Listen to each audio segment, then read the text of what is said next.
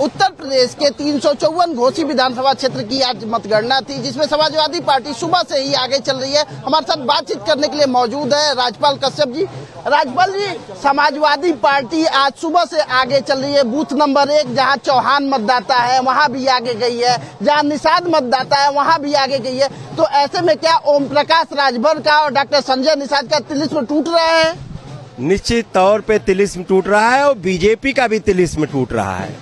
सवर्ण मतदाताओं ने भी भारी मतदान किया है। जिस वोट पे ठेकेदारी बीजेपी समझती थी वो लोगों ने भी समाजवादी पार्टी को, और ये जो ठेकेदार घूम रहे थे इनको जनता ने बता दिया ये समाज के ठेकेदार नहीं है, समाज के ठग है।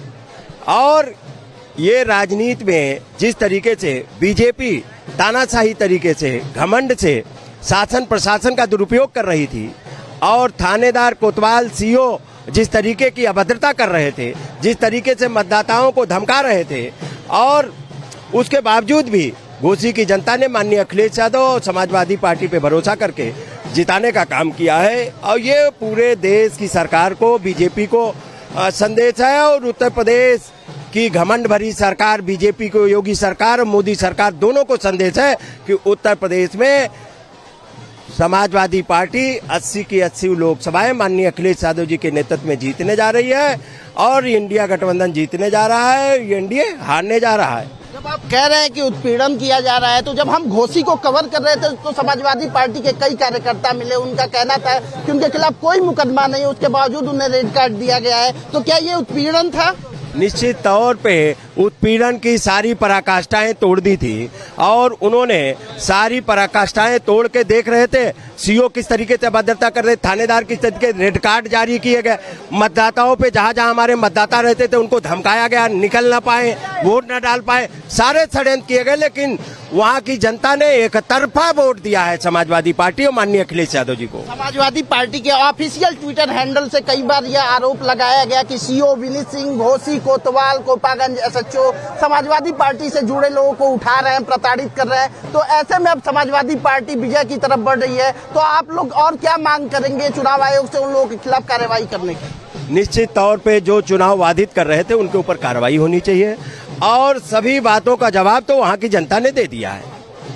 घोसी का उपचुनाव INDIA वर्सेज एनडीए चुनाव की परिपाटी तय करेगा 2024 लोकसभा चुनाव को लेकर। निश्चित तौर पे 2024 का ये संदेश है और घोसी में ही नहीं जीते हैं।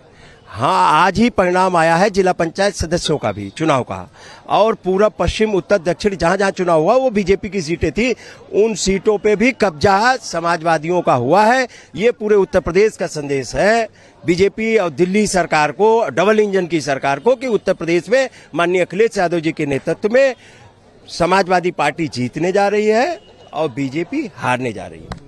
भारतीय जनता पार्टी ने 40 स्टार प्रचारक घोसी में उतार दिए थे, जिसमें 2 दर्जन से अधिक उत्तर प्रदेश सरकार के मंत्री थे। दोनों डिप्टी सीएम लगातार वहां कैंप किए हुए थे, गली गली, गांव-गांव घूम के वोट मांग रहे थे। ऐसे में समाजवादी पार्टी जो विजय की तरफ बढ़ रही है, इसको कितनी बड़ी जीत आप मानते हैं? ये बहुत बड़ी जीत है।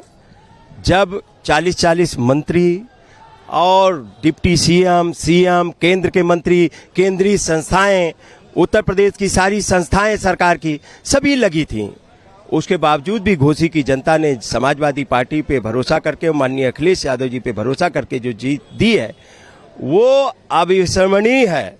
और ये जीत सीधा संदेश दे रही है कि 2024 में प्रचंड बहुमत के साथ में उत्तर प्रदेश में माननीय अखिलेश यादव जी के नेतृत्व में लोकसभा जीतने जा रहे हैं। हमसे बातचीत करने के लिए मौजूद थे राजपाल कश्यप, जिनका कहना है कि समाजवादी पार्टी अखिलेश यादव के नेतृत्व में 2024 में यूपी की 80 में 80 सीटें जीतने जा रही है। कैमरा पर्सन राहुल चौहान के साथ दिव्येंदु राय, भारत एक्सप्रेस, लखनऊ।